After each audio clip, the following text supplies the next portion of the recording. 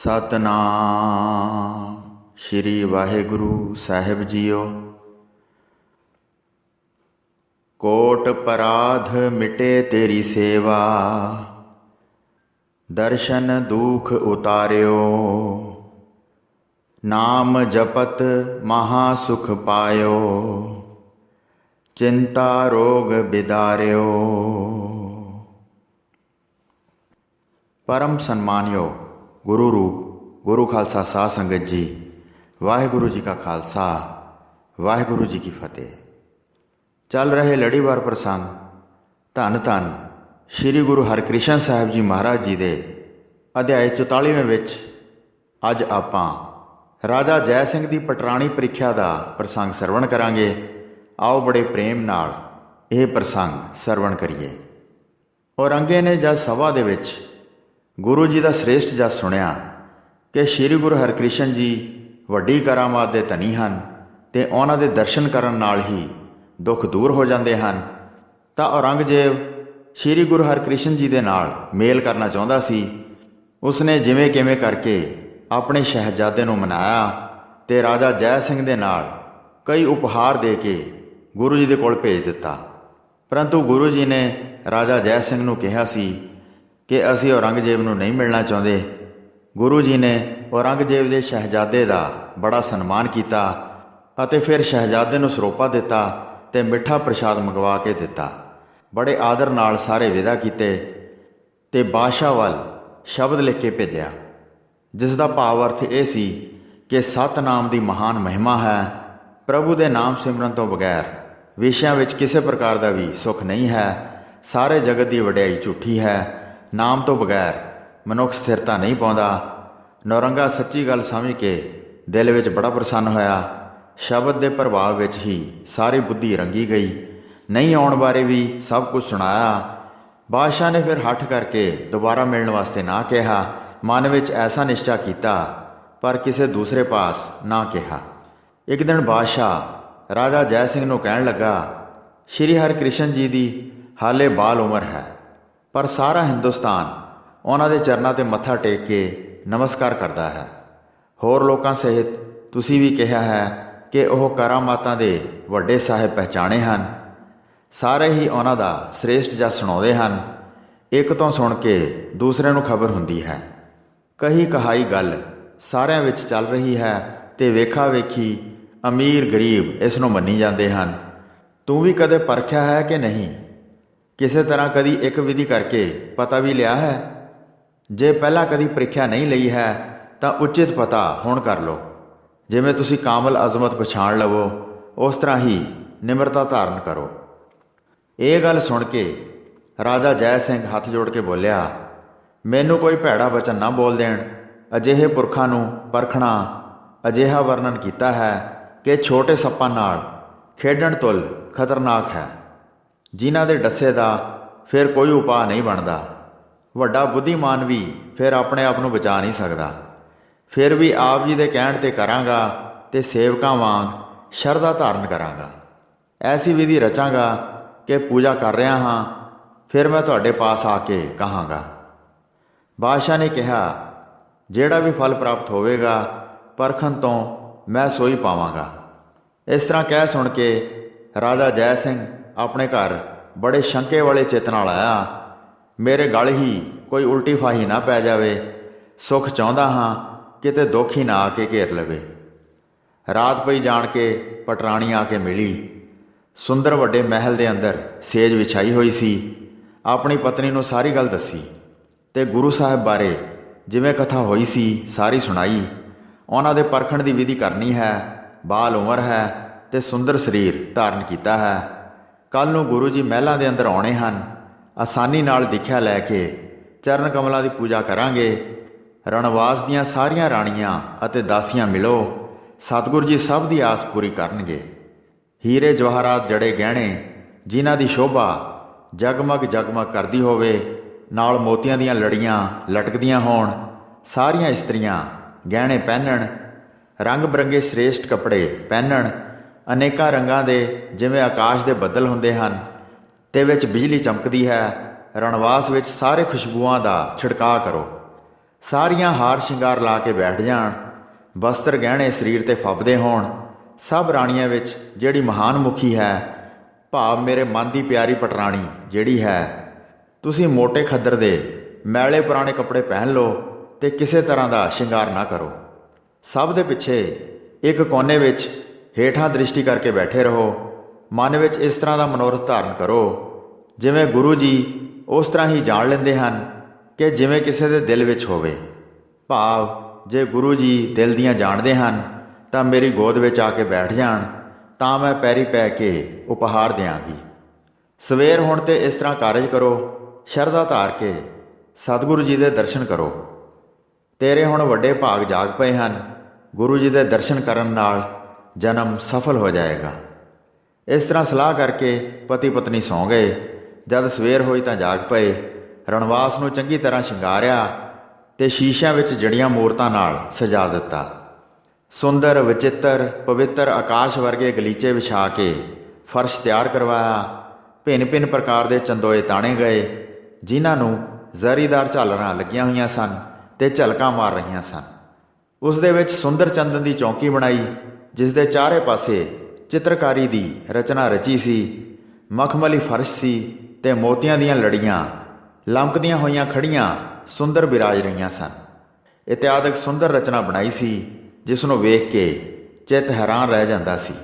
ਗੁਰੂ ਜੀ ਨੂੰ ਘਰ ਲਿਆਉਣ ਵਾਸਤੇ ਬਹੁਤ ਚਾਹ ਵਧਾਈ। ਜੈਪੁਰ ਦੇ ਰਾਜੇ ਜੈ ਸਿੰਘ ਨੇ ਇਹ ਸਭ ਕੁਝ ਕਰਵਾਇਆ। ਇੱਧਰ ਸਤਿਗੁਰੂ ਜੀ ਨੇ ਵੀ ਸਭ ਵਿਧੀਆਂ ਅਨੁਸਾਰ ਜਾਣ ਲਿਆ ਕਿ ਰਾਜੇ ਨੇ ਪਰਖਣ ਵਾਸਤੇ ਇਹ ਵਿਧੀ ਧਾਰਨ ਕੀਤੀ ਹੈ। ਚਿੱਤ ਵਿੱਚ ਅਤੀ ਚਿੰਤਾਤੁਰ ਹੋਏ ਕਿ ਜੈ ਸਿੰਘ ਮਨ ਦੀ ਕੁਮੱਤ ਵਿੱਚ ਪਰੋਤਾ ਸਾਡਾ ਅੰਤ ਲੈਂਦਾ ਹੈ। ਜਿਹੜੀ ਵਸਤੂ ਨੂੰ ਅਸੀਂ ਛੁਪਾਉਣਾ ਚਾਹੁੰਦੇ ਹਾਂ, ਉਹ ਚਿੱਤ ਵਿੱਚ ਇਸ ਨੂੰ ਪ੍ਰਗਟ ਕਰਨਾ ਚਾਹੁੰਦਾ ਹੈ। ਪ੍ਰਭੂ ਦੇ ਭਗਤ ਜਿਸ ਗੱਲ ਨੂੰ ਚੰਗਾ ਨਹੀਂ ਸਮਝਦੇ ਹਨ, ਅਜਿਹਾ ਕਰਨ ਵਾਸਤੇ ਇਹ ਆਪਣੇ ਮਨ ਵਿੱਚ ਭਿੱਜਾ ਹੋਇਆ ਹੈ। ਨਾਟਕ ਚੇਟਕ ਕਰਕੇ ਵਿਖਾਉਣਾ, ਅਨੇਕ ਢੰਗਾਂ ਨਾਲ ਲੋਕਾਂ ਨੂੰ ਭਰਮਾਉਣਾ ਹੈ। ਉਹ ਵਿਧੀ ਅਸੀਂ ਨਹੀਂ ਕਰਨੀ। ਅਸੀਂ ਕਦੀ ਵੀ ਕਰਾਮਾਤ ਨਹੀਂ ਵਿਖਾਵਾਂਗੇ। ਜੇ ਕੋਈ ਵਿਅਕਤੀ ਕਰਾਮਾਤ ਵੇਖ ਲਵੇਗਾ ਤਾਂ ਦੂਸਰਾ ਵੀ ਵੇਖਣਾ ਚਾਹੇਗਾ ਕਿ ਮੈਨੂੰ ਵੀ ਵਿਖਾਓ। ਫਿਰ ਕਿਸ ਕਿਸ ਦੇ ਪਾਸ ਜਾ ਕੇ ਕਰਾਮਾਤ ਵਿਖਾਵਾਂਗਾ। ਪਹਿਲਾਂ ਇਸੇ ਕਾਰਨ ਨੂੰ ਜਾਣ ਕੇ ਅਸੀਂ ਦਿੱਲੀ ਆਉਣਾ ਨਹੀਂ ਸੀ ਮੰਨਦੇ। ਇਸ ਦਾ ਪ੍ਰੇਮ ਜਾਣ ਕੇ ਚੱਲ ਕੇ ਆ ਗਏ। ਹੁਣ ਭੈੜੀ ਮੱਤ ਦਾ ਵਿਗਾੜਿਆ ਹੋਇਆ ਕਿਵੇਂ ਡਟ ਗਿਆ ਹੈ। ਇਤਿਆਦਿਕ ਸੋਚਦੇ ਸ਼੍ਰੀ ਗੁਰੂ ਹਰਿਕ੍ਰਿਸ਼ਨ ਜੀ, ਜਿਹੜੇ ਜਨਮ ਮਰਨ ਨੂੰ ਦੂਰ ਕਰਨ ਵਾਲੇ ਹਨ, ਬਹੁਤ ਕੁਝ ਸੋਚਦੇ ਗਏ। ਰਾਜੇ ਦੇ ਆਉਣ ਦਾ ਸਮਾਂ ਪਛਾਣ ਕੇ ਕਿਰਪਾ ਨਿਧਾਨ ਗੁਰੂ ਜੀ ਇੱਕ ਘਰ ਵਿੱਚ ਪ੍ਰਵੇਸ਼ ਕਰ ਗਏ। ਸਾਰੇ ਮਨੁੱਖਾਂ ਦਾ ਸੰਗ ਛੱਡ ਦਿੱਤਾ। ਗੁਰੂ ਜੀ ਇੱਕ ਰੰਗ ਵਿੱਚ ਇਕਾਂਤ ਵਿੱਚ ਹੋ ਗਏ। ਘਰ ਦੇ ਅੰਦਰ ਬੜੀ ਸੁੰਦਰ ਸੇਜ ਵਿਛੀ ਹੋਈ ਸੀ। ਲੇਟਣ ਵਾਸਤੇ ਸੁੰਦਰ ਪਲੰਗ ਢੁਹਾਇਆ ਗਿਆ ਸੀ। ਕੋਮਲ ਸਫੈਦ ਰੰਗ ਦਾ ਕੱਪੜਾ ਆਪਣੇ ਸਰੀਰ ਉੱਤੇ ਲੈ ਕੇ ਸਤਿਗੁਰੂ ਜੀ ਆਪਣੇ ਆਪ ਵਿੱਚ ਸਥਿਤ ਹੋ ਗਏ। ਘਰ ਦੇ ਦਰਵਾਜ਼ੇ ਬੰਦ ਕਰ ਲਏ। ਜਿੱਥੇ ਅੰਦਰ ਸ਼੍ਰੀ ਹਰਿਕ੍ਰਿਸ਼ਨ ਜੀ ਬੈਠੇ ਸਨ, ਆਪਣੇ ਪਾਸ ਤੋਂ ਸਭ ਲੋਕਾਂ ਨੂੰ ਹਟਾ ਦਿੱਤਾ। ਸਾਰੇ ਲੋਕ ਦੂਰ ਜਾ ਕੇ ਬੈਠ ਗਏ। ਦਰਵਾਜ਼ਿਆਂ ਦੇ ਕੁੰਡੇ ਬੰਦ ਕਰਕੇ ਗੁਰੂ ਜੀ ਉਸ ਸਮੇਂ ਅੰਦਰ ਟਿਕੇ ਰਹੇ। ਰਾਜਾ ਜੈ ਸਿੰਘ ਨੇ ਬੜੇ ਪ੍ਰਸੰਨ ਹੋ ਕੇ ਸਾਰੀਆਂ ਰਾਣੀਆਂ ਨੂੰ ਰਣਵਾਸ ਵਿੱਚ ਇਕੱਠਿਆਂ ਕੀਤਾ ਤੇ ਸਤਿਗੁਰੂ ਜੀ ਨੂੰ ਸਨੇਮਰ ਦਾਸ ਬਣ ਕੇ ਲਿਆਉਣਾ ਚਾਹੁੰਦਾ ਸੀ। ਜਦ ਦਿਨ ਦੀ ਦੁਪਹਿਰ ਢਲ ਗਈ ਤੇ ਸਭ ਤਿਆਰੀ ਕਰਵਾ ਲਈ ਤਾਂ ਰਾਜਾ ਜੈ ਸਿੰਘ ਘਰ ਛੱਡ ਕੇ ਬਾਹਰ ਨਿਕਲਿਆ। ਰਾਜਾ ਜੈ ਸਿੰਘ ਦਰਵਾਜ਼ੇ 'ਤੇ ਆ ਕੇ ਖੜ੍ਹਾ ਹੋ ਗਿਆ। ਇਕੱਲਾ ਹੀ ਅੱਗੇ ਚੱਲ ਕੇ ਆਇਆ। ਜਿੱਥੇ ਸਤਿਗੁਰੂ ਜੀ ਦਾ ਡੇਰਾ ਕਰਵਾਇਆ ਸੀ, ਉਸ ਦੇ ਦਰਵਾਜ਼ੇ ਵਿੱਚ ਪ੍ਰਵੇਸ਼ ਕੀਤਾ। ਅੱਗੇ ਸਾਰੇ ਉੱਠ ਕੇ ਖੜ੍ਹੇ ਹੋ ਗਏ। ਸਤਿਗੁਰੂ ਜੀ ਦੀ ਗਤੀ ਸਮਝੀ ਨਹੀਂ ਜਾ ਸਕਦੀ। ਨਿਰਣਾ ਕਰਕੇ ਉਸ ਘਰ ਵੱਲ ਗਿਆ ਜਿੱਥੇ ਗੁਰੂ ਜੀ ਬੈਠੇ ਸਨ। ਸੋਚਦਾ ਜਾਂਦਾ ਸੀ ਕਿ ਮੈਂ ਹੁਣ ਸਰਬ ਪ੍ਰਕਾਰ ਕਰਕੇ ਉਹਨਾਂ ਨੂੰ ਪ੍ਰਸੰਨ ਕਰਾਂਗਾ, ਜਿਨ੍ਹਾਂ ਦਾ ਹਿਰਦਾ ਬੜਾ ਵਿਸ਼ਾਲ ਹੈ। ਮੇਰੇ ਘਰ ਆ ਕੇ ਆਨੰਦ ਪ੍ਰਸੰਨ ਰਹਿਣ, ਫਿਰ ਹੀ ਮੇਰਾ ਕਲਿਆਣ ਹੁੰਦਾ ਹੈ। ਜਦ ਦਰਵਾਜ਼ੇ ਦੇ ਪਾਸ ਗਿਆ ਤੇ ਹੱਥ ਨਾਲ ਹਿਲਾਉਣ ਲੱਗਾ, ਦਰਵਾਜ਼ੇ ਦਾ ਕੁੰਡਾ ਅੰਦਰੋਂ ਬੰਦ ਹੋਣ ਕਰਕੇ ਤਦ ਫਿਰ ਬੁਲਾਉਣ ਵਾਸਤੇ ਆਵਾਜ਼ ਮਾਰੀ, ਹੇ ਪ੍ਰਭੂ ਜੀ, ਦਰਵਾਜ਼ਾ ਖੋਲ੍ਹੋ, ਦਾਸ ਜਾਣ ਕੇ ਪਵਿੱਤਰ ਦਰਸ਼ਨ ਦਿਓ। 2-3 ਵਾਰ ਬੁਲਾਇਆ, ਗੁਰੂ ਜੀ ਬੋਲੇ ਨਹੀਂ, ਜਿਨ੍ਹਾਂ ਨੇ ਮੌਨ ਧਾਰਨ ਕੀਤੀ ਹੋਈ ਸੀ। ਫਿਰ ਚੌਥੀ ਵਾਰ ਬੜੀ ਉੱਚੀ ਆਵਾਜ਼ ਮਾਰੀ, ਗੁਰੂ ਜੀ, ਅੰਦਰੋਂ ਦਰਵਾਜ਼ਾ ਖੋਲ੍ਹੋ। ਜੈਪੁਰ ਦਾ ਰਾਜਾ ਮੈਂ ਤੁਹਾਡਾ ਦਾਸ ਹਾਂ। ਆਪ ਜੀ ਦੀ ਸ਼ਰਨ ਹੀ ਮੇਰਾ ਆਧਾਰ ਹੈ। ਮੈਂ ਛੋਟੀ ਬੁੱਧੀ ਵਾਲਾ ਹਾਂ। ਮੈਥੋਂ ਕੁਝ ਭੁੱਲ ਹੋ ਗਈ ਹੈ। ਤੁਸੀਂ ਸਰਬ ਸਮਰੱਥ ਹੋ, ਮੈਨੂੰ ਮਾਫ਼ ਕਰੋ। ਜੇ ਸਾਥੋਂ ਕੋਈ ਕਾਰਜ ਵਿਗੜਦਾ ਹੈ ਤਾਂ ਹੇ ਸੁਆਮੀ ਜੀ ਦਾਸ ਸਮਝ ਕੇ ਸਾਨੂੰ ਰੋਕ ਦਿਓ। ਇਤਿਆਦਿਕ ਜਦ ਬੇਨਤੀ ਕੀਤੀ ਤਾਂ ਸੁਣ ਕੇ ਸਤਿਗੁਰੂ ਜੀ ਨੇ ਸਭ ਗਿਣਤੀਆਂ ਛੱਡ ਦਿੱਤੀਆਂ, ਕੁੰਡਾ ਖੋਲ੍ਹ ਕੇ ਦਰਵਾਜ਼ੇ ਖੋਲ੍ਹੇ ਤੇ ਫਿਰ ਦੂਸਰੀ ਵਾਰ ਉਸ ਸਥਾਨ 'ਤੇ ਜਾ ਬਿਰਾਜੇ। ਜੈਪੁਰ ਦਾ ਰਾਜਾ ਫਿਰ ਅੰਦਰ ਗਿਆ ਤੇ ਅੰਦਰ ਜਾ ਕੇ ਗੁਰੂ ਜੀ ਦੇ ਦਰਸ਼ਨ ਕੀਤੇ। ਗੁਰੂ ਜੀ ਅੱਖਾਂ ਨੀਵੀਆਂ ਕਰਕੇ ਬੈਠੇ ਸਨ ਤੇ ਕਿਸੇ ਤਰ੍ਹਾਂ ਵੀ ਨਜ਼ਰ ਉੱਪਰ ਨਹੀਂ ਸੀ ਚੁੱਕ ਰਹੇ। ਰਾਜਾ ਬੰਦਨਾ ਕਰਕੇ ਬੜਾ ਦੀਨ ਹੋ ਕੇ ਬੋਲਿਆ, ਹੇ ਸਤਿਗੁਰੂ ਜੀ ਕਿਵੇਂ ਚਿੰਤਾ ਵਿੱਚ ਲੀਨ ਹੋ, ਕੀ ਕਾਰਨ ਹੈ? ਉਚਾਰਨ ਕਰੋ। ਮੇਰਾ ਘਰ ਆਪਣਾ ਜਾਣੋ, ਸਾਰਿਆਂ ਉੱਤੇ ਆਪਣੇ ਮੁਖ ਨਾਲ ਹੁਕਮ ਕਰੋ। ਮਹਿਲਾਂ ਵਿੱਚ ਬਹੁਤ ਦਾਸੀਆਂ ਹਨ, ਸਾਰੀਆਂ ਮਨ ਲਾ ਕੇ ਸਰਬ ਪ੍ਰਕਾਰ ਸੇਵਾ ਕਰਨਗੀਆਂ। ਤੁਰਕ ਬਾਦਸ਼ਾਹ ਦੇ ਦਰਸ਼ਨ ਕਰਨ ਬਾਰੇ ਕੋਈ ਲੈਣ ਦੇਣ ਨਹੀਂ ਹੈ। ਜਿਹੜਾ ਧੁਰ ਦਾ ਨੇਮ ਧਾਰਨ ਕੀਤਾ ਹੈ ਉਹ ਪੂਰਾ ਹੋਇਆ ਹੈ। ਇਤਿਆਦਿਕ ਰਾਜੇ ਦੇ ਬਚਨ ਸੁਣ ਕੇ ਸ਼੍ਰੀ ਸਤਿਗੁਰੂ ਜੀ ਨੇ ਫਿਰ ਅੱਖਾਂ ਉੱਪਰ ਕੀਤੀਆਂ। ਰਾਜੇ ਵੱਲ ਵੇਖ ਕੇ ਫਿਰ ਕਿਹਾ, ਗੁਰੂ ਸੰਤ ਜੋ ਕੁਝ ਛੁਪਾਉਣਾ ਚਾਹੁੰਦੇ ਹਨ ਉਸ ਨੂੰ ਜਗਤ ਦੇ ਲੋਕ ਪ੍ਰਗਟ ਰੂਪ ਵਿੱਚ ਜ਼ਾਹਰ ਕਰਨਾ ਚਾਹੁੰਦੇ ਹਨ ਤੇ ਪਰਾਈ ਪੂੰਜੀ ਨੂੰ ਦਰਸਾਉਂਦੇ ਹਨ। ਗੁਰੂ ਜੀ ਦੇ ਕਹੇ ਨੂੰ ਰਾਜਾ ਸਮਝ ਗਿਆ। ਫਿਰ ਵੀ ਘੜੀ ਹੋਈ ਵਿਧੀ ਕਾਰਨ ਚਿੱਤ ਵਿੱਚ ਆ ਸੀ। ਰਾਜੇ ਨੇ ਹੱਥ ਜੋੜ ਕੇ ਬੇਨਤੀ ਕੀਤੀ, ਮਹਿਲਾਂ ਵਿੱਚ ਸਾਰੀਆਂ ਜਿਹੜੀਆਂ ਮੇਰੀਆਂ ਇਸਤਰੀਆਂ ਹਨ ਉਹ ਆਪ ਜੀ ਦੇ ਦਰਸ਼ਨ ਕਰਨਾ ਚਾਹੁੰਦੀਆਂ ਹਨ। ਉਹਨਾਂ ਨੇ ਸਾਰਿਆਂ ਪਾਸੋਂ ਆਪ ਜੀ ਦਾ ਸ੍ਰੇਸ਼ਟ ਜਸ ਸੁਣਿਆ ਹੈ। ਜੇ ਕੋਈ ਅਵੱਗਿਆ ਹੋ ਗਈ ਹੈ ਤਾਂ ਮਾਫ ਕਰ ਦਿਓ। ਦਾਸ ਜਾਣ ਕੇ ਆਪਣਾ ਧਰਮ ਰੱਖੋ। ਹੁਣ ਰਣਵਾਸ ਵਿੱਚ ਪਹੁੰਚ ਕੇ ਰਾਣੀਆਂ ਦੀ ਆਸ ਪੂਰੀ ਕਰੋ। ਮੈਂ ਉਹਨਾਂ ਨੂੰ ਪਰਵਾਸਾ ਦੇ ਕੇ ਆਇਆ ਹਾਂ। ਸ਼੍ਰੀ ਗੁਰੂ ਹਰਿਕ੍ਰਿਸ਼ਨ ਜੀ ਨੇ ਜਦ ਦੀਨ ਭਰੇ ਬਚਨ ਸੁਣੇ ਤਾਂ ਉਹਨਾਂ ਪਾਸੋਂ ਚਤੁਰਵਾਕ ਮੋੜਿਆ ਨਾ ਗਿਆ। ਜੈਪੁਰ ਦੇ ਰਾਜੇ ਦੀ ਬੇਨਤੀ ਸੁਣ ਕੇ ਗੁਰੂ ਜੀ ਨੇ ਸਭ ਪ੍ਰਕਾਰ ਦੀਆਂ ਗਿਣਤੀਆਂ ਛੱਡ ਦਿੱਤੀਆਂ। ਰਾਜੇ ਦੇ ਨਾਲ ਚੱਲਣ ਵਾਸਤੇ ਤਿਆਰ ਹੋ ਗਏ। ਰਾਜਾ ਇਹ ਵੇਖ ਕੇ ਬਹੁਤ ਪ੍ਰਸੰਨ ਹੋਇਆ। ਹੱਥ ਵਿੱਚ ਫੁੱਲਾਂ ਦੀ ਛੜੀ ਫੜ ਲਈ ਜਿਹੜੀ ਬਹੁਤ ਕੀਮਤੀ ਸੀ ਤੇ ਖਰੀ ਸ਼ੋਭਦੀ ਸੀ। ਘਰ ਦੇ ਵਿੱਚ ਇੱਕ ਬਹੁਤ ਉੱਚਾ ਸਥਾਨ ਸੀ ਜਿੱਥੇ ਬਹੁਤ ਸੁੰਦਰ ਚੰਦੋਆ ਤਾਣਿਆ ਹੋਇਆ ਸੀ। ਜ਼ਰੀਦਾਰ ਝਾਲਰਾਂ ਲਮਕਦੀਆਂ ਸਨ, ਰੇਸ਼ਮ ਦੀਆਂ ਝਾਲਰਾਂ ਜਿਸ ਦੇ ਸਿਰ ਉੱਤੇ ਸਨ। ਉਸ ਦੇ ਥੱਲੇ ਇੱਕ ਚੰਦਨ ਦੀ ਚੌਂਕੀ ਸੀ। ਉਸ ਦੇ ਸਾਹਮਣੇ ਰਾਜੇ ਨੇ ਗੁਰੂ ਜੀ ਨੂੰ ਕੀਤਾ। ਹਿਰਦੇ ਵਿੱਚ ਗੁਰੂ ਜੀ ਪਾਸੋਂ ਕਰਾਮਾਤ ਵੇਖਣ ਬਾਰੇ ਧਾਰਿਆ ਸੀ। ਮੁਖ ਨਾਲ ਬੈਠਣ ਵਾਸਤੇ ਪ੍ਰੇਰਿਆ। ਜੋਬਨ ਭਰਿਆ ਸਰੀਰ ਸੀ ਤੇ ਕਮਲ ਵਰਗੇ ਨੈਣ ਸਨ। ਤੋਤੇ ਵਰਗੀਆਂ ਨਾਸਾਂ ਸਨ ਤੇ ਕੋਇਲ ਵਰਗੀ ਉਹਨਾਂ ਦੀ ਆਵਾਜ਼ ਸੀ। ਸੈਂਕੜੇ ਇਸਤਰੀਆਂ ਸ਼ੋਭਾ ਜਿਨ੍ਹਾਂ ਦੀ ਮਨੋਹਰ ਹੈ ਇਸ ਤਰ੍ਹਾਂ ਬੈਠੀਆਂ ਸਨ ਮਾਨੋ ਬਿਜਲੀ ਦੇਹ ਧਾਰ ਕੇ ਬੈਠੀ ਹੋਵੇ। ਕੱਪੜੇ ਗਹਿਣੇ ਸਭ ਨੇ ਬਰਾਬਰ ਦੇ ਤੇ ਇੱਕ ਸਮਾਨ ਪਾਏ ਸਨ। ਰਣਵਾਸ ਮਹਾਨ ਬਣ ਕੇ ਬੈਠ ਗਿਆ। ਸਰਬ ਸ੍ਰੇਸ਼ਟ ਵੱਡੀ ਪਟਰਾਣੀ ਨੇ ਮੈਲੇ ਕੱਪੜੇ ਧਾਰਨ ਦੀ ਇੱਛਾ ਬਣਾਈ ਹੋਈ ਸੀ। ਪਟਰਾਣੀ ਨੇ ਆਪਣੇ ਦਿਲ ਵਿੱਚ ਇਹ ਧਾਰਨ ਕੀਤਾ ਸੀ, ਜੇ ਗੁਰੂ ਸੁਆਮੀ ਨੂੰ ਦਿਲ ਵਿੱਚ ਸਭ ਕੁਝ ਪਤਾ ਹੈ ਤੇ ਅੰਤਰਜਾਮੀ ਸਭ ਦੇ ਦਿਲਾਂ ਦੀਆਂ ਜਾਣਦੇ ਹਨ ਤਾਂ ਉਹ ਮੇਰੀ ਗੋਦੀ ਵਿੱਚ ਆ ਕੇ ਬੈਠ ਜਾਣ। ਮੈਂ ਉਹਨਾਂ ਦੀ ਕਰਾਮਾਤ ਵੇਖ ਕੇ ਉਹਨਾਂ ਦੇ ਚਰਨੀ ਪੈ ਜਾਵਾਂਗੀ। ਅਜਿਹਾ ਮਨੋਰਥ ਮਨ ਵਿੱਚ ਧਾਰ ਕੇ ਕਿਸੇ ਆਸਣ ਤੋਂ ਬਗੈਰ ਇੱਕ ਕੋਨੇ ਵਿੱਚ ਬੈਠੀ ਸੀ। ਗੁਰੂ ਜੀ ਵਾਸਤੇ ਖੇਡਣ ਲਈ ਖਿਡੌਣੇ ਘੋੜੇ ਆਦਿ ਬਣਾ ਕੇ ਉਸਨੇ ਆਪਣੇ ਪਾਸ ਰੱਖੇ ਸਨ। 5 ਘੋੜੇ ਸੋਨੇ ਦੇ ਬਣਾਏ ਸਨ ਤੇ ਉਹ ਹੀਰੇ ਮੋਤੀਆਂ ਨਾਲ ਜੜਵਾਏ ਹੋਏ ਸਨ।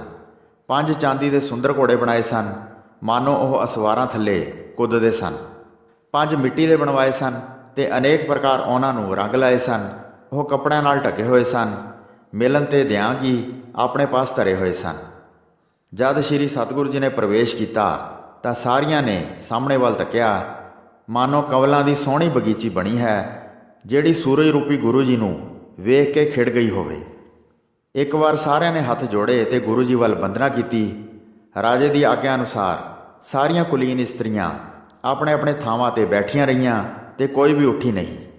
ਸਨੇਮਰ ਹੋ ਕੇ ਗੁਰੂ ਜੀ ਦੀ ਸੂਰਤ ਨੂੰ ਵੇਖਦੀਆਂ ਸਨ ਜਿਹੜੀਆਂ ਬੜੀਆਂ ਸੁੰਦਰ, ਕੋਮਲ ਅਤੇ ਮਨੋਹਰ ਮੂਰਤੀ ਵਰਗੀਆਂ ਸਨ। ਸਾਰੀਆਂ ਇਸਤਰੀਆਂ ਮੌਨ ਧਾਰ ਕੇ ਬੈਠੀਆਂ ਸਨ। ਸਾਰਾ ਭਵਨ ਚਾਰੇ ਕੋਨਿਆਂ ਤੱਕ ਭਰਿਆ ਪਿਆ ਸੀ। ਇਸਤਰੀਆਂ ਵਿੱਚ ਗੁਰੂ ਜੀ ਪ੍ਰਵੇਸ਼ ਕਰ ਗਏ ਤੇ ਆਪਣੇ ਹੱਥ ਵਿੱਚ ਉਹਨਾਂ ਨੇ ਫੁੱਲ ਛੜੀ ਉੱਪਰ ਚੁੱਕੀ ਹੋਈ ਸੀ। ਨੇੜੇ ਬੈਠੀ ਇਸਤਰੀ ਦੇ ਮਾਰੀ ਤੇ ਕਿਹਾ, ਪਟਰਾਣੀ ਨਹੀਂ, ਆਪਣੇ ਮੁਖ ਤੋਂ ਕਿਹਾ। ਫਿਰ ਦੂਸਰੀ ਦੇ ਸਿਰ ਤੇ ਮਾਰੀ, ਇਹ ਵੀ ਨਹੀਂ।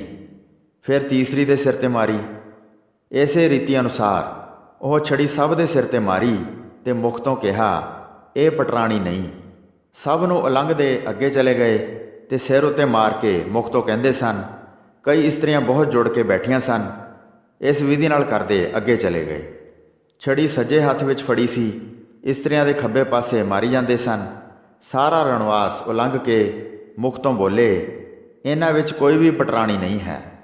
ਵਸਤਰ, ਗਹਿਣੇ ਅਤੇ ਆਸਨ ਚੰਗੇ ਹਨ। ਇਸ ਤਰ੍ਹਾਂ ਕਹਿ ਕੇ ਛੱਡ ਕੇ ਇਸਤਰੀਆਂ ਦੇ ਪਿੱਛੇ ਚਲੇ ਗਏ। ਜੈਪੁਰ ਦਾ ਰਾਜਾ ਬਹੁਤ ਹੈਰਾਨ ਹੋਇਆ ਜਦ ਉਹਨਾਂ ਨੇ ਗੁਰੂ ਜੀ ਨੂੰ ਪਿਛਲੇ ਪਾਸੇ ਜਾਂਦਿਆਂ ਵੇਖਿਆ। ਸਾਰੀਆਂ ਇਸਤਰੀਆਂ ਨੇ ਮਨ ਵਿੱਚ ਬੜੀ ਹੈਰਾਨੀ ਮੰਨੀ।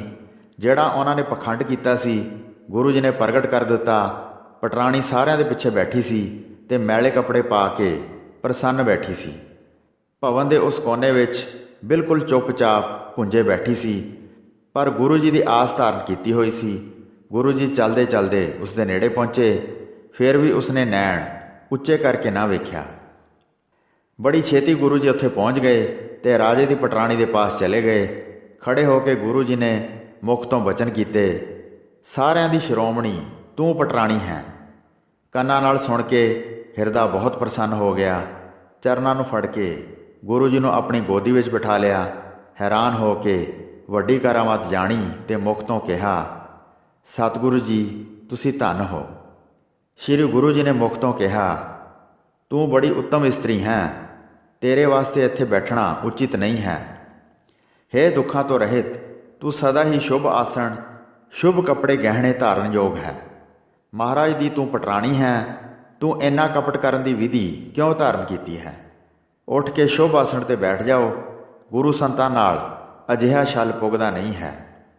ਇਸ ਦਾ ਤੈਨੂੰ ਬੜਾ ਬੁਰਾ ਫਲ ਮਿਲੇਗਾ। ਸੁਖਦਾਈ ਔਲਾਦ ਨਾਲ ਫਲੋਗੇ ਨਹੀਂ। ਇਸ ਤਰ੍ਹਾਂ ਕਹਿ ਕੇ ਪਟਰਾਣੀ ਨੇ ਹੱਥ ਜੋੜੇ ਤੇ ਗੁਰੂ ਜੀ ਦੇ ਖੇਡਣ ਵਾਸਤੇ ਕਈ ਘੋੜੇ ਭੇਟ ਵਜੋਂ ਧਰੇ। ਤੁਸੀਂ ਨਿੱਤ ਰੁਚੀ ਧਰ ਕੇ ਇਹਨਾਂ ਨਾਲ ਖੇਡਦੇ ਹੋ, ਸੁੰਦਰ ਗਹਿਣੇ ਪਿਆਰ ਨਾਲ ਪਹਿਨਦੇ ਹੋ। ਇਹਨਾਂ ਦੀ ਇਕਸਾਰ ਪੰਕਤੀਆਂ ਖੜੀਆਂ ਕਰੋ ਤੇ ਇਹਨਾਂ ਨੂੰ ਬਹੁਤ ਵਾਰ ਵੇਖ ਕੇ ਦਿਲ ਲਾਈ ਰੱਖੋ। ਮੈਂ ਤੁਹਾਡਾ ਇਸ ਤਰ੍ਹਾਂ ਦਾ ਸੁਭਾਅ ਸੁਣ ਕੇ ਆਪ ਜੀ ਦੇ ਵਾਸਤੇ ਇਹ ਤਿਆਰ ਕਰਵਾਏ ਹਨ। ਇਸ ਕਰਕੇ ਪ੍ਰਸੰਨ ਹੋ ਕੇ ਕਿਰਪਾ ਕਰੋ ਤੇ ਮੁਖ ਤੋਂ ਸੁਖਦਾਈ ਬਚਨ ਉਚਾਰਨ ਕਰੋ। ਪਟਰਾਣੀ ਪਾਸੋਂ ਸੁਣ ਕੇ ਗੁਰੂ ਜੀ ਨਹੀਂ ਬੋਲੇ। ਰਾਜੇ ਜੈ ਸਿੰਘ ਦੇ ਤਦ ਦਿਲ ਵਿੱਚ ਭੈ ਪੈਦਾ ਹੋਇਆ। ਸਹਿਜ ਸੁਭਾਅ ਜਿਵੇਂ ਇਹ ਕਹਿੰਦੇ ਹਨ ਉਹ ਸਭ ਪੂਰਾ ਹੋ ਜਾਂਦਾ ਹੈ ਤੇ ਉਹਨਾਂ ਦੇ ਬੋਲ ਨਿਸਫਲ ਨਹੀਂ ਜਾਂਦੇ ਹਨ। ਤੇਰੇ ਘਰ ਸੁਖਦਾਈ ਸੰਤਾਨ ਪੈਦਾ ਨਹੀਂ ਹੋਵੇਗੀ। ਕੁਝ ਗੁੱਸੇ ਵਿੱਚ ਆ ਕੇ ਉਚਾਰਨ ਕੀਤਾ ਹੈ। ਹੁਣ ਮੈਂ ਬੇਨਤੀ ਕਰਦਾ ਹਾਂ ਕਿ ਮੈਨੂੰ ਬਖਸ਼ ਲਓ। ਜਿਸ ਤੋਂ ਡਰਦਾ ਸੀ ਉਹੀ ਹਾਲਤ ਹੋ ਗਈ ਹੈ। ਹੱਥ ਜੋੜ ਕੇ ਫਿਰ ਰਾਜੇ ਨੇ ਕਿਹਾ, ਗੁਰੂ ਜੀ ਹੁਣ ਚੌਂਕੀ 'ਤੇ ਬੈਠੋ। ਅਸੀਂ ਥੋੜ੍ਹੀ ਮੱਤ ਵਾਲੇ ਜਾਣ ਨਹੀਂ ਸਕਦੇ ਹਾਂ। ਆਪ ਜੀ ਦੀ ਮਹਿਮਾ ਮਹਾ ਮਹਾਨ ਹੈ। ਸਾਥੋਂ ਭੁੱਲ ਹੋ ਗਈ ਹੈ। ਤੁਸੀਂ ਬਖਸ਼ਣਹਾਰ ਹੋ। ਸਾਡੇ ਪਾਪੀਆਂ ਦਾ ਵੀ ਉਧਾਰ ਕਰੋ। ਇਹ ਕਹਿ ਕੇ ਰਾਜੇ ਨੇ ਗੋਦੀ ਵਿੱਚ ਚੁੱਕ ਲਿਆ ਤੇ ਚੰਦਨ ਦੀ ਚੌਕੀ 'ਤੇ ਬਿਠਾ ਦਿੱਤੇ। ਸਾਰੀਆਂ ਰਾਣੀਆਂ ਉੱਥੇ ਆ ਖੜੀਆਂ ਹੋਈਆਂ। ਉਦਾਸ ਹੋਈਆਂ ਵੇਖ ਕੇ ਰਾਜਾ ਡਰ ਗਿਆ। ਸਾਰੀਆਂ ਹੱਥ ਜੋੜ ਕੇ ਅੱਗੇ ਖੜੀਆਂ ਹੋ ਗਈਆਂ ਤੇ ਮੁਖ ਤੋਂ ਭਾਂਤ ਭਾਂਤ ਦੀਆਂ ਬੇਨਤੀਆਂ ਕੀਤੀਆਂ। ਅਸੀਂ ਸੇਵਕ ਹਾਂ, ਤੁਸੀਂ ਸਾਰਿਆਂ ਦੇ ਸੁਆਮੀ ਹੋ। ਕਿਰਪਾ ਦੇ ਸਾਗਰ, ਤੁਸੀਂ ਅੰਤਰਜਾਮੀ ਹੋ। ਤੁਹਾਡੀ ਮਹਿਮਾ ਜਾਣੀ ਨਹੀਂ ਜਾਂਦੀ। ਹੇ ਗੁਰੂ ਜੀ, ਤੁਸੀਂ ਆਪ ਪ੍ਰਭੂ ਨੇ ਪਰਉਪਕਾਰੀ ਸਰੀਰ ਧਾਰਨ ਕੀਤਾ ਹੈ। ਸਾਰੀਆਂ ਇਸਤਰੀਆਂ ਦੇ ਨਾਲ ਗੁਰੂ ਜੀ ਦੇ ਕਠੋਰ ਬਚਨ ਸੁਣ ਕੇ ਰਾਜਾ ਡਰ ਗਿਆ। ਆਨੰਦ ਕਰਨਾ ਚਾਹੁੰਦਾ ਸੀ ਪਰ ਪਾਪ ਕਰਨ ਦਾ ਬੁਰਾ ਫਲ ਮਿਲਿਆ। ਡਰਦੇ ਹੋਏ ਰਾਜੇ ਨੇ ਆਪਣੀ ਪੱਗ ਲਾਹੀ ਤੇ ਗੁਰੂ ਜੀ ਦੇ ਚਰਨ ਕਮਲਾਂ ਦੇ ਅੱਗੇ ਧਰ ਦਿੱਤੀ। ਹੱਥ ਜੋੜ ਕੇ ਮਹਾਨ ਦੀਨ ਹੋਇਆ ਤੇ ਗੁਰੂ ਜੀ ਨੂੰ ਪ੍ਰਸੰਨ ਕਰਨ ਵਾਸਤੇ ਬੋਲਿਆ, ਵੱਡਿਆਂ ਦੀ ਇਹ ਵੱਡੀ ਵਡਿਆਈ ਹੈ ਕਿ ਜੇ ਦਾਸ ਭੁੱਲ ਜਾਣ ਤਾਂ ਉਹਨਾਂ ਨੂੰ ਬਖਸ਼ ਦਿੰਦੇ ਹਨ। ਇੱਕ ਵਾਰ ਜਿਨ੍ਹਾਂ ਨੂੰ ਆਪਣਾ ਬਣਾ ਲੈਂਦੇ ਹਨ ਤੇ ਫਿਰ ਉਹਨਾਂ ਦੇ ਔਗਣ ਨਹੀਂ ਵੇਖਦੇ ਹਨ। ਸਾਗਰ ਜੇ ਬਣਵਾਨਲ ਅਗਨੀ ਧਾਰਨ ਕਰਦਾ ਹੈ ਤਾਂ ਉਹ ਜਲ ਦਾ ਸੜਨਾ ਸਹਾਰ ਲੈਂਦਾ ਹੈ, ਪਰ ਜਲ ਨੂੰ ਆਪਣੇ ਵਿੱਚੋਂ ਕੱਢ ਕੇ ਬਾਹਰ ਨਹੀਂ ਮਾਰਦਾ। ਉਸ ਤਰ੍ਹਾਂ ਕਿਰਪਾ ਦ੍ਰਿਸ਼ਟੀ ਨਾਲ ਵੇਖੋ। ਸਾਡੇ ਔਗਣ ਵੇਖ ਕੇ ਗੁੱਸੇ ਵਿੱਚ ਨਾ ਆਓ। ਅੱਗੇ ਵਾਸਤੇ ਸਾਡੇ ਹਿੱਤ ਦੀ ਸਿੱਖਿਆ ਦਿਓ। ਪਹੁਲ ਲੈਣ ਲਈ ਅਸੀਂ ਇੱਛਾ ਧਾਰਨ ਕੀਤੀ ਹੈ। ਹੇ ਮਾਲਕ ਜੀ, ਮੈਨੂੰ ਆਪਣਾ ਸਿੱਖ ਬਣਾ ਲਓ। ਮੈਂ ਮਨੁੱਖਾ ਸਰੀਰ ਪਾਇਆ ਹੈ, ਇਹ ਸਫਲ ਹੋ ਜਾਏ। ਇਹ ਸੁਣ ਕੇ ਧੀਰਜਵਾਨ ਗੁਰੂ ਜੀ ਬੋਲੇ, ਹੇ ਸੂਰਬੀਰ ਜੈ ਸਿੰਘ ਸਵਾਈ, ਜਿਨ੍ਹਾਂ ਦੇ ਚਿੱਤ ਵਿੱਚ ਨਿਸ਼ਚਾ ਸਦਾ ਨਿਸ਼ਚਲ ਹੈ, ਉਹਨਾਂ ਦੇ ਸ਼੍ਰੀ ਗੁਰੂ ਨਾਨਕ ਦੇਵ ਜੀ ਸਹਾਇਕ ਬਣਦੇ ਹਨ। ਉਹਨਾਂ ਦੇ ਉਹ ਸਦਾ ਅੰਗ ਸੰਗ ਰਹਿ ਕੇ ਸਹਾਇਤਾ ਕਰਦੇ ਹਨ। ਲੋਕ ਪਰਲੋਕ ਵਿੱਚ ਪ੍ਰਭੂ ਹਿਤਦਾਇਕ ਬਣਦਾ ਹੈ। ਜਿਨ੍ਹਾਂ ਦੇ ਮਨ ਸੰਸ਼ੇ ਵਿੱਚ ਗਰਸੇ ਜਾਂਦੇ ਹਨ, ਭਾਵ ਕਦੇ ਅਸ਼ਰਧਾ ਹੁੰਦੀ ਹੈ, ਕਦੇ ਸ਼ਰਧਾ ਪੈਦਾ ਹੋ ਜਾਂਦੀ ਹੈ, ਆਪਣੇ ਆਪ ਨੂੰ ਉੱਚਾ ਸਮਝ ਕੇ ਹੰਕਾਰ ਕਰਦਾ ਹੈ। ਜਿਵੇਂ ਧਰਤੀ 'ਤੇ ਜਿਹੜੇ ਬਹੁਤ ਉੱਚੇ ਸਥਾਨ ਹੁੰਦੇ ਹਨ ਉੱਥੇ ਪ੍ਰੇਮ ਰੂਪ ਜਲ ਠਹਿਰਦਾ ਨਹੀਂ ਹੈ, ਸੇਵਾ ਰੂਪੀ ਖੇਤੀ ਉੱਥੇ ਕਿਵੇਂ ਪੈਦਾ ਹੋਵੇਗੀ? ਮੁਕਤੀ ਰੂਪ ਫਲ ਉੱਥੋਂ ਕਿਵੇਂ ਪਾਵਾਂਗੇ? ਤ੍ਰਿਪਤੀ ਦਾ ਆਨੰਦ ਉੱਥੇ ਸੁਪਨੇ ਵਿੱਚ ਵੀ ਨਹੀਂ ਮਿਲਦਾ। ਹੋਰ ਤੁਹਾਨੂੰ ਕੀ ਕਹੀਏ ਹੇ ਰਾਜਨ, ਆਪਣੇ ਚਿੱਤ ਵਿੱਚ ਸਮਝ ਕੇ ਵੇਖੋ। ਇਹ ਸੁਣ ਕੇ ਰਾਜੇ ਨੇ ਸ਼ਰਮ ਨਾਲ ਆਪਣੇ ਨੈਣ ਨੀਵੇਂ ਕਰ ਲਏ, ਜਿਹੜੇ ਜਲ ਨਾਲ ਭਰੇ ਸਨ ਅਤੇ ਧਰਤੀ ਨੂੰ ਗਿੱਲਾ ਕਰ ਰਹੇ ਸਨ। ਫਿਰ ਜੈ ਸਿੰਘ ਨੇ ਕਿਹਾ, ਸ਼੍ਰੀ ਸਤਿਗੁਰੂ ਜੀ ਸਭ ਲੋਕਾਂ ਦੀ ਪ੍ਰੇਰਨਾ ਹਨ। ਮਨ ਦੇ ਸੰਗ ਹੋ ਕੇ ਮੇਰੇ ਅੰਦਰ ਵਸੋ। ਜਿਸ ਜੀ ਨੂੰ ਤੁਸੀਂ ਨਿਹਾਲ ਕਰਨਾ ਚਾਹੁੰਦੇ ਹੋ, ਉਸ ਨੂੰ ਚੰਗਾ ਪੰਥ ਵਿਖਾਉਂਦੇ ਹੋ। ਜਿਵੇਂ ਕਿਵੇਂ ਕਰਕੇ ਕਲਿਆਣ ਕਰੋ ਅਤੇ ਆਪਣਾ ਜਾਣ ਕੇ ਸੇਵਕ ਦੇ ਦੋਸ਼ ਨਾ ਚਿਤਾਰੋ। ਜਿਵੇਂ ਪਿਤਾ ਆਪਣੇ ਪੁੱਤਰ ਨੂੰ ਪਛਾਣਦਾ ਹੈ ਅਤੇ ਸਭ ਵਿਧੀਆਂ ਅਨੁਸਾਰ ਕਲਿਆਣ ਚਾਹੁੰਦਾ ਹੈ। ਹੇ ਪ੍ਰਭੂ ਜੀ, ਮੇਰੇ ਪਿਛਲੇ ਦੋਸ਼ ਮਾਫ ਕਰ ਦਿਓ। ਇਸ ਕਰਕੇ ਫਿਰ ਚੰਗੇ ਵਚਨ ਕਰੋ, ਅੱਗੇ ਨੂੰ ਸ਼ੁਭ ਮਾਰਗ 'ਤੇ ਪਾਓ ਅਤੇ ਆਪਣੇ ਚਰਨਾਂ ਦੀ ਪਹੁਲ ਦੇ ਕੇ ਆਪਣੇ ਚਰਨਾਂ ਨਾਲ ਲਾਓ। ਰਾਜੇ ਦੀ ਬੇਨਤੀ ਸੁਣ ਕੇ ਗੁਰੂ ਜੀ ਨੇ ਕਿਹਾ, ਤੁਹਾਡੀ ਸੰਤਾਨ ਹੋਵੇਗੀ ਅਤੇ ਤੁਹਾਡੀ ਕੁਲ ਚੱਲੇਗੀ। ਫਿਰ ਵੀ ਵੰਸ਼ ਵਿੱਚ ਐਸਾ ਹੋਵੇਗਾ, ਕਈ ਪੁਸ਼ਤਾਂ ਬਾਅਦ ਉਸ ਨੂੰ ਵੇਖੀਏ। ਤੁਹਾਡੀ ਕੁਲ ਵਿੱਚ ਰਾਣੀ ਰਾਜ ਕਰੇਗੀ। ਮੁਖੀ ਹੋ ਕੇ ਉਹ ਰਾਜਧਾਨੀ ਵਰਤੇਗੀ। ਆਪਣੀ ਪਟਰਾਣੀ ਜਿਵੇਂ ਸਭ ਪਾਸਿਆਂ ਤੋਂ ਮੁਖੀ ਕਰਕੇ, ਜਿਸ ਨਾਲ ਸਾਡੀ ਕਰਾਮਾਤ ਦੀ ਪਰਖ ਕੀਤੀ ਹੈ। ਇਸ ਕਰਕੇ ਥੋੜ੍ਹਾ ਜਿਹਾ ਫਲ ਤੁਹਾਨੂੰ ਜ਼ਰੂਰ ਮਿਲੇਗਾ। ਹੋਰ ਸਾਰੀਆਂ ਵਿਧੀਆਂ ਨਾਲ ਸੁੱਖ ਹੋਵੇਗਾ। ਸਾਡੀ ਹਰ ਪ੍ਰਕਾਰ ਸੇਵਾ ਕੀਤੀ ਹੈ, ਇਸ ਕਰਕੇ ਸੀਤਲ ਛਾਤੀ ਕਰਕੇ ਸਭ ਪ੍ਰਕਾਰ ਦੇ ਸੁੱਖ ਪ੍ਰਾਪਤ ਕਰੋਗੇ। ਬਹੁਤ ਰਾਜ ਅਤੇ ਸ੍ਰੇਸ਼ਟ ਜਸ ਭੋਗੋਗੇ। ਹਰ ਘੜੀ ਸਤਿਗੁਰੂ ਜੀ ਤੁਹਾਡੇ ਸਹਾਈ ਹੋਣਗੇ ਅਤੇ ਔਖੀ ਘੜੀ ਵੇਖਣ ਨਹੀਂ ਪਾਓਗੇ। ਕਿਰਪਾ ਭਰੇ ਅਮੋਲਕ ਬਚਨ ਸੁਣ ਕੇ ਰਾਜਾ ਪ੍ਰਸੰਨ ਹੋ ਕੇ ਅਡੋਲ ਹੋ ਗਿਆ। ਤੁਰੰਤ ਪਵਿੱਤਰ ਜਲ ਮੰਗਵਾਇਆ ਅਤੇ ਸਤਿਗੁਰੂ ਜੀ ਦੀ ਆਗਿਆ ਪਾਈ। ਪਵਿੱਤਰ ਚਰਨ ਕਮਲਾਂ ਨੂੰ ਧੋਤਾ ਗਿਆ, ਜਿਹੜੇ ਲਾਲ ਕੋਮਲ ਅਤੇ ਉੱਜਲ ਸ਼ੋਭਾ ਪਾ ਰਹੇ ਸਨ। ਬੜੇ ਪ੍ਰੇਮ ਨਾਲ ਉਸ ਪਹੁਲ ਨੂੰ ਪੀਤਾ ਅਤੇ ਦੋਵੇਂ ਨੈਣਾਂ ਉੱਤੇ ਉਸ ਦੇ ਛਿੱਟੇ ਮਾਰੇ। ਫਿਰ ਉਸ ਪਵਿੱਤਰ ਜਲ ਨੂੰ ਸਿਰ ਉੱਤੇ ਵੀ ਪਾਇਆ ਅਤੇ ਜੈਪੁਰ ਦਾ ਰਾਜਾ ਸਿੱਖ ਹੋ ਗਿਆ। ਫਿਰ ਉਹ ਪਹੁਲ ਪਟਰਾਣੀ ਨੂੰ ਦਿੱਤਾ। ਉਹ ਜਲ ਪੀ ਕੇ ਬਹੁਤ ਪ੍ਰਸੰਨ ਹੋਈ। ਇਸ ਤੋਂ ਬਾਅਦ ਸਾਰੀਆਂ ਰਾਣੀਆਂ ਚਰਨਾਮ੍ਰਿਤ ਲੈ ਕੇ ਬਹੁਤ ਪ੍ਰਸੰਨ ਹੋਈਆਂ। ਫਿਰ ਰਾਜੇ ਨੇ ਹੀਰੇ ਜਵਾਹਰਾਤ ਦੀ ਭੇਟਾ ਅਰਪਣ ਕੀਤੀ, ਜਿਨ੍ਹਾਂ ਵਿੱਚ ਪ੍ਰਗਟ ਰੂਪ ਵਿੱਚ ਜ਼ਹਰਾ ਜੋਤ ਜਗਮਗ ਕਰਦੀ ਸੀ। ਫਿਰ ਚਰਨ ਕਮਲਾਂ 'ਤੇ ਬੰਦਨਾ ਕੀਤੀ ਅਤੇ ਕਿਰਤਾਰਥ ਹੋ ਕੇ ਹਿਰਦੇ ਵਿੱਚ ਬੜਾ ਆਨੰਦ ਪਾਇਆ। ਫਿਰ ਪਟਰਾਣੀ ਨੇ ਭੇਟਾ ਅਰਪਣ ਕੀਤੀ ਅਤੇ ਗੁਰੂ ਜੀ ਦੇ ਚਰਨ ਕਮਲਾਂ ਨੂੰ ਆਪਣੇ ਸਿਰ ਨਾਲ ਛੁਹਾਇਆ, ਭਾਵ ਚਰਨ ਕਮਲਾਂ 'ਤੇ ਸਿਰ ਰੱਖ ਕੇ ਮੱਥਾ ਟੇਕਿਆ। ਫਿਰ ਸਤਿਗੁਰੂ ਜੀ ਨੇ ਰਾਜੇ ਦੀ ਦਸਤਾਰ ਇੱਕ ਪਾਸੇ ਤੋਂ ਆਪਣੇ ਹੱਥ ਵਿੱਚ ਫੜ ਕੇ ਕਿਰਪਾ ਧਾਰ ਕੇ ਰਾਜੇ ਨੂੰ ਬਣਵਾਈ ਅਤੇ ਮਿੱਠੇ ਵਚਨ ਕਹਿ ਕੇ ਉਸ ਨੂੰ ਸਾਵਧਾਨ ਕੀਤਾ। ਆਪਣੀ ਸਿੱਖੀ ਉਸ ਨੂੰ ਬਖਸ਼ ਦਿੱਤੀ ਅਤੇ ਰਾਜੇ ਦੀ ਭਾਵਨਾ ਪੂਰੀ ਕਰ ਦਿੱਤੀ। ਫਿਰ ਸਭ ਪ੍ਰਕਾਰ ਦਿਲਾਸਾ ਦਿੱਤਾ ਅਤੇ ਕਿਹਾ, ਲੋਕ ਪਰਲੋਕ ਵਿੱਚ ਗੁਰੂ ਜੀ 'ਤੇ ਭਰੋਸਾ ਰੱਖੋ। ਦਿੱਲੀ ਨਗਰ ਦੀ ਬਹੁਤ ਸੰਗਤ ਆਉਂਦੀ ਸੀ ਅਤੇ ਗੁਰੂ ਜੀ ਦੇ ਪਵਿੱਤਰ ਚਰਨ ਕਮਲਾਂ 'ਤੇ ਮੱਥਾ ਟੇਕਦੇ ਸਨ। ਸੋ ਸਾਧ ਸੰਗਤ ਜੀ, ਇੱਥੇ 10ਵੀਂ ਰਾਸ ਦਾ 47ਵਾਂ ਅਧਿਆਇ ਸਮਾਪਤ ਹੁੰਦਾ ਹੈ ਜੀ। ਪ੍ਰਸੰਗ ਸੁਣਾਉਂਦੇ ਹੋਏ ਹੋਈਆਂ ਅਨੇਕ ਭੁੱਲਾਂ ਚੁੱਕਾਂ ਦੀ ਖਿਮਾ ਬਖਸ਼ਣੀ ਜੀ। ਦਾਸ ਨੂੰ ਆਗਿਆ ਦਿਓ। ਵਾਹਿਗੁਰੂ ਜੀ ਕਾ ਖਾਲਸਾ, ਵਾਹਿਗੁਰੂ ਜੀ ਕੀ ਫਤਿਹ।